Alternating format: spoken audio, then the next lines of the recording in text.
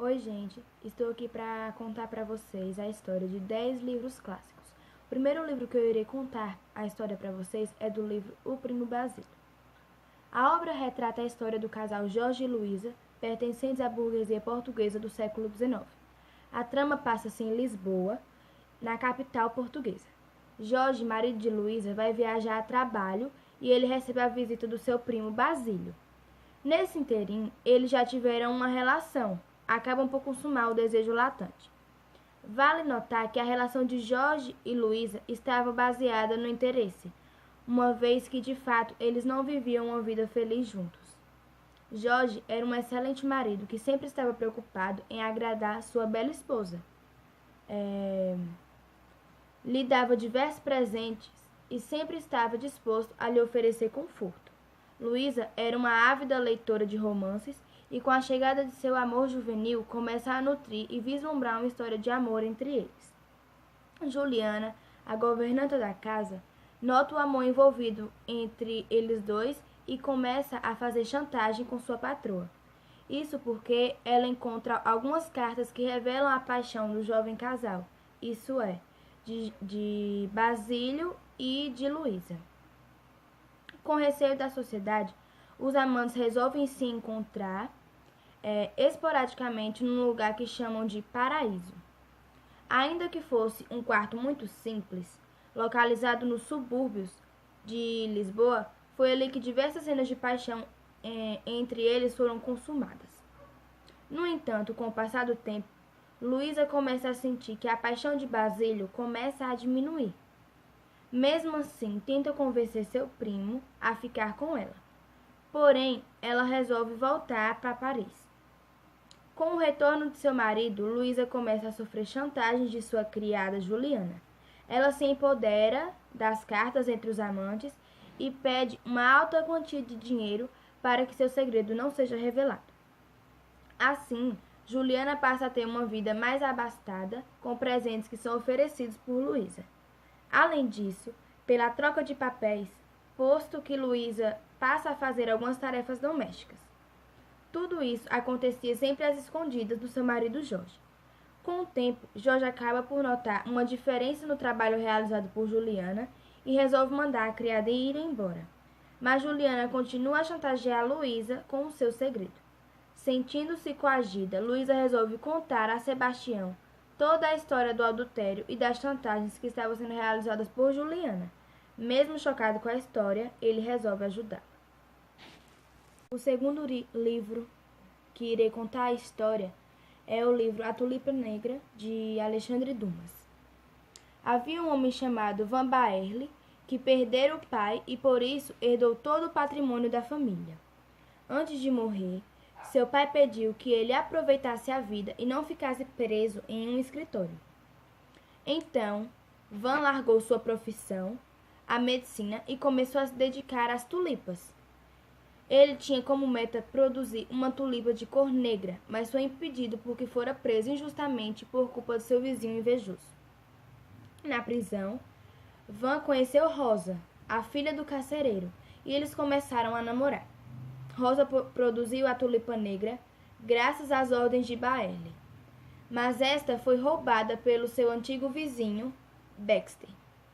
Então Rosa foi ao príncipe Orange e mostrou os recados que Baerle a mandava, com as instruções do plantio da tulipa, e conseguiu documentos que inocentavam Van. Van então foi solto e seu vizinho Baxter foi preso. Rosa fugiu da prisão e se casou com Baerle, com o qual teve 2 filhos e uma linda vida. O terceiro livro é o livro O Noviço, de Martin Spena. Ambrósio era um homem malandro que se casara com Florência, apenas por ela ser uma viúva muito rica. Era padrasto de dois filhos dela, Emília e Juca, e ainda havia Carlos, o sobrinho da sua esposa, que vivia sob sua guarda. Florência era totalmente cega em relação a Ambrósio, achando-o um homem perfeito, e se sentia uma felizarda por entre tantos pretendentes ter escolhido um que a amava de verdade e que não estava interessado em seu dinheiro. Assim, Ambrósio tinha uma influência tremenda sobre a esposa, que acatava a tudo o que ele dizia. Foi desse modo que ele a fez concordar em mandar Carlos para o convento, porque assim a herança dele ficaria com a tia. Vale dizer que Florência se importava muito em se autossatisfazer, e ainda a convenceu de mandar Emília e Juca ao convento também, porque assim não era preciso gastar com eles, por exemplo, quando forem casar. Carlos, no entanto, era um rapaz arteiro e, como odiava o convento, fugiu de lá, depois de muitas confusões em que já tinha se envolvido. Foi numa dessas duas fugas que falou com Emília. Os dois claramente se amavam, e ele discursou a ela de como era errado obrigar as pessoas a seguirem carreiras que não queriam. Quando ele ficou sozinho na casa, viu chegar ali uma mulher chamada Rosa. Tratava-se da primeira esposa de Ambrósio, a quem ele abandonara há 6 anos. Ela, descobrindo que ele estava vivo, veio do Ceará até a corte, atrás do marido traidor. Carlos, que falou à mulher, sabia que Ambrósio era o culpado por sua ida ao convento e agora tinha condições de se livrar do homem. O quarto livro é o livro A Dama das Camélias, de Alexandre Dumas. Ele é considerado um clássico da dramaturgia mundial. A tradicional Dama das Camélias conta a história de uma elegante cortesã francesa, em meados do século XIX, que encanta Paris com a sua beleza. Suas artimanhas no amor e no sexo, sua vida luxuosa e perdulária, mantida por ricos progenitores da emergente burguesia urbana. As mulheres Teudas e Manteudas eram a vaidade em vitrine dos senhores proprietários. A Dama das Camélias e Armande vivem uma grande paixão impossível pela segregação social da sociedade burguesa classista. O pai de Armande trama a separação e convence a Dama das Camélias que aquela relação é uma ruína para a família e para o futuro do filho. A dama comove-se. Num ato de nobreza incomum, renuncia a Armande e, resignada com seu infortúnio, fica reconhecida pela sociedade como a cortesã mais honesta, humana e guardiã da falsa moral burguesa. O quinto livro é o livro Ubirajara, de José de Alencar. O índio protagonista da história representa a base da formação do povo brasileiro, na visão do nacionalismo romântico. O romance reconstrói a imagem do índio, defende sua cultura e tentam evidenciar as diferenças entre ele e o europeu.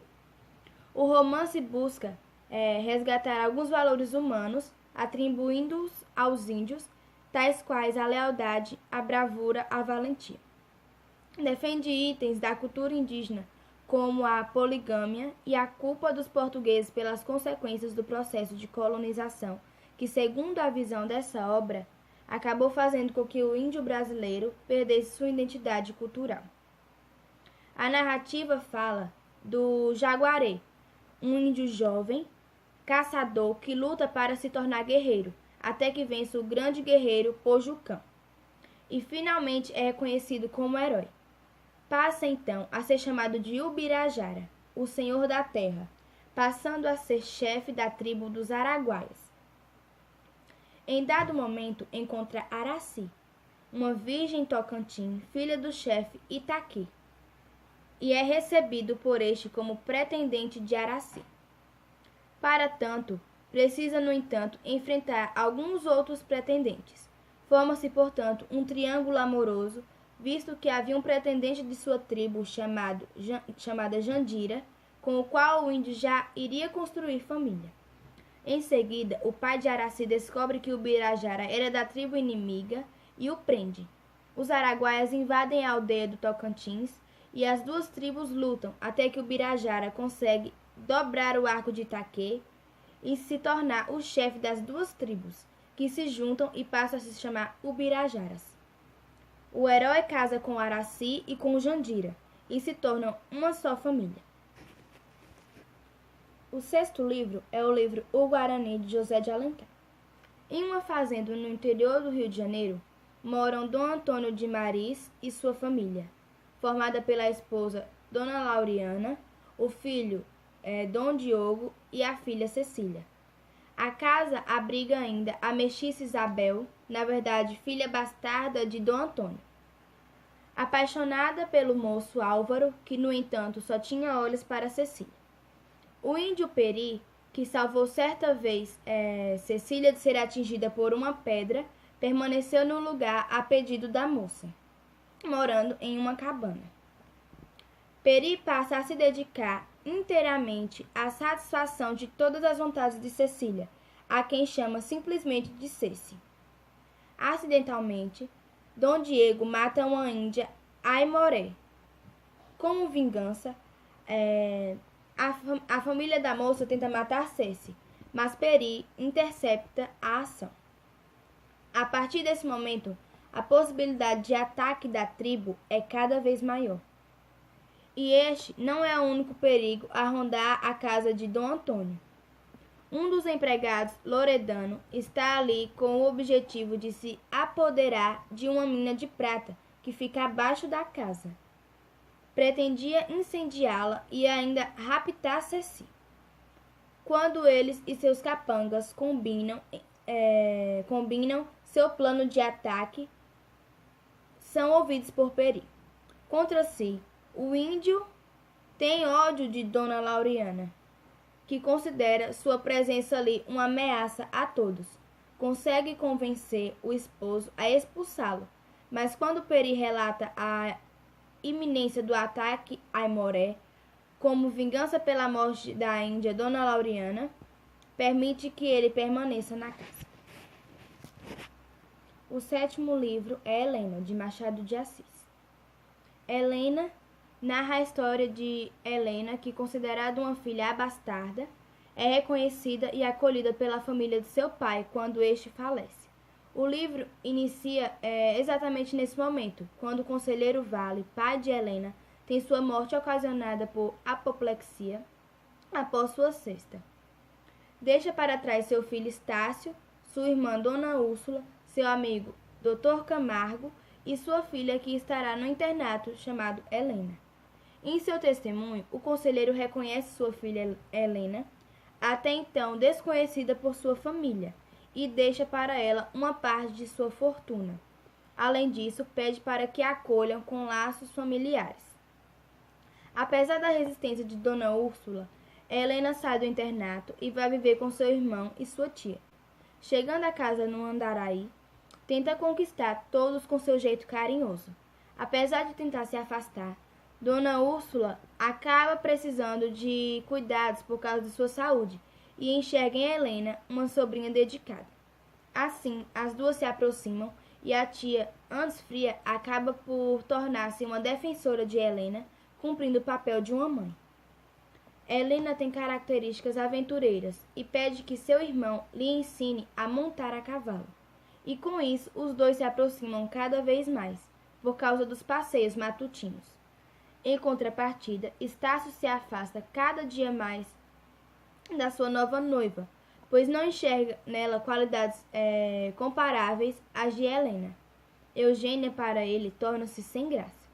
Mendonça chega à casa de seu amigo Estácio após uma longa viagem pelo mundo e, assim que avista Helena, logo se apaixona por ela.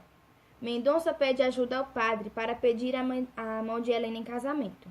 Com o consentimento de Helena e do padre, Mendonça pede a mão da moça a Estácio. Entretanto, Estácio acha um absurdo. Movido pelo ciúme inexplicável que sente por Helena e pela desculpa de não ser um bom pretendente, uma vez que sua situação financeira não era tão boa quanto a de Helena, Estácio recusa a mão de Helena para seu amigo, causando assim uma grande intriga. Após muita conversa, Estácio aceitou o pedido de Mendonça, porém Mendonça recusa, acreditando realmente não ser digno da mão de Helena. O 8º livro é Senhora, de José de Alencar. Aurélia Camargo é filha de uma costureira pobre e deseja se casar com o namorado, Fernando Seixas. O rapaz, porém, troca Aurélia por Adelaide Amaral, uma menina rica que proporcionaria um futuro mais promissor. O tempo passa e Aurélia se órfã e recebe uma herança enorme do avô. Com a fortuna que adquire, a moça ascende socialmente e começa a ser vista com outros olhos, principiando a ser cobiçada por pretendentes interesseiros. Ao saber que o antigo namorado ainda estava solteiro e em maus lençóis financeiros, Aurélia resolve se vingar do abandono sofrido e se propõe a comprá-lo. Os dois, por fim, casam-se. Fernanda atura as chacotas da mulher até que consegue trabalhar e reunir dinheiro suficiente para cobrir o que a moça emprega no casamento, comprando assim a sua liberdade. Aurélia percebe a mudança de atitude de Fernando e o casal faz as pazes, consumando por fim o casamento. A grande reviravolta da obra se dá porque a personagem Aurélia é apresentada como uma moça meiga, apaixonada e dedicada, e após o abandono do namorado, torna-se fria e calculista. Fernando, por sua vez, percorre o caminho ao avesso. Começa a história como um interesseiro em busca de um bom casamento arranjado e termina o relato como um homem trabalhador que consegue a redenção. O 9º livro é o livro Lucíula, de José de Alencar. O livro Lucíula é narrado através de Paulo, o personagem principal. Em 1855, Paulo chega ao Rio de Janeiro e vê pela primeira vez Lúcia. Sem conhecer sua verdadeira vida, apaixona-se à primeira vista, pois enxerga nela uma encantadora menina. Essa impressão desfaz-se na festa da Glória, onde Sá, representante dos valores e preconceitos da sociedade, a apresenta como uma mulher bonita e não como uma senhora. A partir de então, Paulo começa a avisar Lúcia em sua casa. Na segunda visita, Paulo deixa de lado o tratamento cortês que até então fizera a Lúcia. Agarra-se-a e acontece o primeiro contato físico. No dia seguinte, há uma festa na casa de Sá, onde além de Paulo e Lúcia são convidados também homens boêmios como o Sr. Cunha, Rochinha, Sr. Couto e outras 3 prostitutas, entre elas Nina. Nessa festa, a cortesã exibe-se nua diante de todos. Paulo, num primeiro momento, teve uma repulsão por ver toda aquela cena. Porém, mostra-se piedoso e compreensivo, e os dois têm uma noite na mata. Esse é o ponto que marca o início da transformação de Lúcia. Para Lúcia, Paulo é o caminho para chegar à salvação, na tentativa de se afastar da sociedade e deixar definitivamente a vida de cortesã para trás. Muda-se para uma casa mais simples no interior, junto com sua irmã mais nova, Ana. Nesse momento, não existe mais o amor carnal entre Paulo e Lúcia. Há um amor espiritual. Lúcia chega até a fingir que estava doente para não mais haver contato. É nesse momento que conta o verdadeiro motivo que levou a vida de cortesã. Seu primeiro cliente foi Couto, pois sua família estava com febre amarela e sem recursos financeiros para o tratamento. Revela também que seu verdadeiro nome é Maria da Glória. Lúcia culmina com a descoberta de sua gravidez e não a aceitação dela. Mesmo com o melhor parteiro afirmando que a criança em seu ventre estaria viva, Lúcia acredita que seu corpo é sujo e morto e por isso não é capaz de gerar um filho. Morre grávida. Paulo, atendendo a um pedido seu, cuida de Ana até que ela se case. E o 10º e último livro é o livro A Megera Domada, de William Shakespeare. Batista Minola, o Lorde de Pádua, tem 2 filhas. A mais velha, Catarina, tem um gênio terrível e um temperamento tão difícil que é famoso em toda a região. A mais nova, Bianca, é doce e amável. Bianca tem 2 pretendentes, Hortêncio e Grêmio, mas ela não pode se casar até que a irmã mais velha esteja casada, o que muito desespera os 2 rapazes, que decidem encontrar em marido para Catarina, de modo que possam disputar a mão de Bianca. Nessa altura da história, surge um terceiro pretendente para Bianca, Lucêncio, um universitário. Ele fica sabendo que Batista busca um tutor para as filhas, e assim disfarça-se como tutor de retórica câmbio, para conquistar o coração da irmã mais nova. Essa estratégia, posteriormente, é copiada por Hortêncio, que finge ser o tutor de música chamado Lítio. Chega à cidade o jovem Petrúquio, um nobre falido em que busca uma esposa rica. Induzindo pelos pretendentes de Bianca, ele apresenta-se na casa de Batista como pretendente à mão de Catarina. Para conquistá-la, ele usa psicologia reversa. Ele age como se cada coisa ruim ou grosseira que ele fizesse na realidade fosse gentil e amável. Os dois se casam em uma cerimônia cômica e Petrúquio leva a esposa para casa contra sua vontade. Obrigada pela atenção de todos.